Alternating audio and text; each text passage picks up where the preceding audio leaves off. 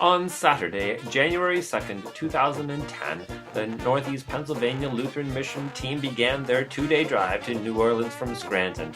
On Sunday night, about 8 p.m., the team finally pulled into the parking lot of Camp Restore in New Orleans, the LCMS recognized ministry whose mission it is to help restore faith, home, and community to the survivors of Hurricane Katrina through their volunteer camps.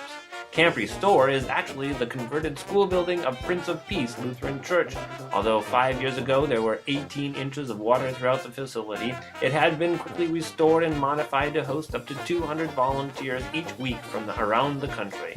Now, 4 years later, there is still a hum of activity that goes on each day, testament to the vast amount of work that has been done and still needs to be done.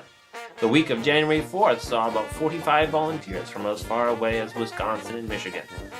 This being the third mission in 4 years, we had a mix of participants who were brand new, second or even third-time veterans.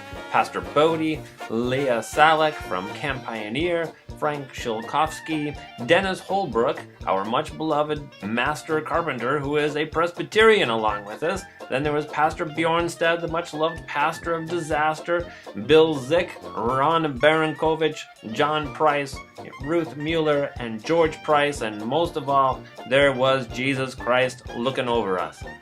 It was a great team, and everyone enjoyed such a beautiful time with each other.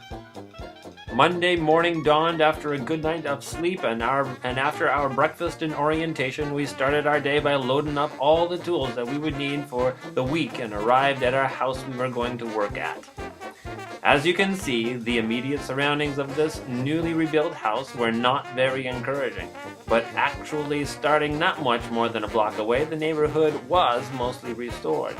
These houses had been totally submerged for almost a month, and there was not much worth saving when the water receded.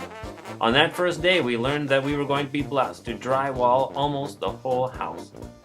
That first day was exciting for us, but it was a bit of a learning time as not many of us had done a lot of drywall. But thankfully we had Dennis, Ron, and our Camp Restore volunteers, Walter and Dwayne, to show us how to do everything. The first day also, the family came to visit us, and we met Imelda Dabney, the owner of the house, who had to flee the hurricane. Imelda had spent 33 years in the original house and raised 11 children there. By traveling all the way from Baton Rouge to see us, she showed us how much she appreciated our help. Please hear the story now of the beautiful testimony of her daughter Angela Dabney as she shares the story of her family home. The house that you see before you today is as far as our funds were able to take us. And so the help from volunteers like yourself is very needed, very appreciated. We don't even have the words to describe how grateful we are to you and people like you that come and take their time during a holiday when you could be doing far more better fun things with your families and donate your time, your hours, and your love to us. So our hearts are just swollen with gratitude and thanks. It's been a long road, a lot of heartbreak, but God is good, and He's showing His hand now through you and your family of church members. And we just thank Him for you and what's happening now, because it's just getting us just that much closer to realizing our dream of coming back home. One of the fun things that we experienced during our work was getting to know two individuals who joined us from Wisconsin. My name is Laura Schutte, and that's Scott Skelly, and we're from Wisconsin. I'm from Milwaukee, and he's from Janesville. I've never done anything like this before, and it's a new experience for me. And I mean, I'm a meteorology major in school, so it's kind of like this was affected by something that I'm studying in school, and I'm helping people that, need help, and it makes me feel good. The one individual that perhaps we appreciated the most was our main volunteer worksite coordinator, and his name was Walter. Hello, this is Walter Schmudlock. I'm from Wisconsin. I'm down here at Camp Restore. I've been here since 2006, and I've worked with many volunteers, and I'm so proud of what the volunteers have done. And today we have a special crew here. We have 2 pastors involved, and so everything has to go right.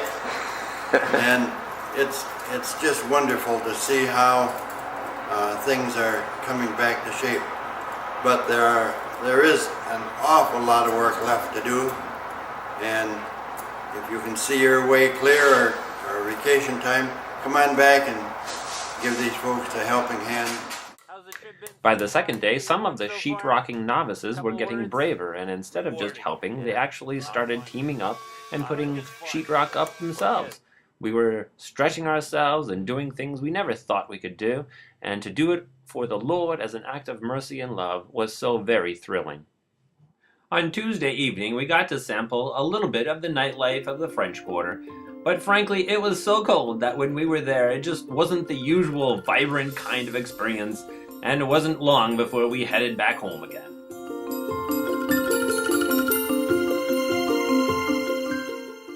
But another highlight came on Thursday afternoon when we hung up our tools an hour early and Walter took us on a fascinating tour of New Orleans, including the famed Lower Ninth Ward.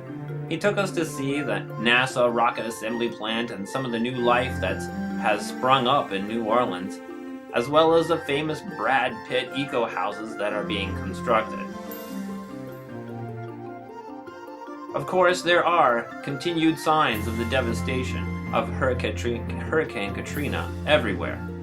But a most amazing thing that Walter shared on the tour were the churches that he was instrumental in rebuilding. You could tell how much of his heart he had invested in bringing honor and glory to the Lord in the rebuilding of the New Orleans houses of worship, and the way he was so humble before the Lord and his miracles, and indebted to the volunteers who came down and invested their talents and time and money. It touched all of our hearts. These churches are now absolutely beautiful again. And then Walter showed us the last church in New Orleans that needed to be rebuilt. And he is now at the very forefront of trying to bring together the volunteers and money to make this place a place of worship once again.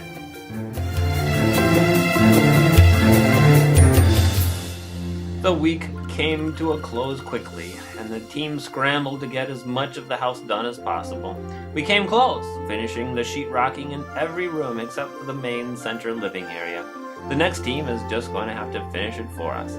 It felt good to clean up the house, and as we exited the Dabney house for the last time, all we could think of to say was, Praise Jesus! God bless New Orleans!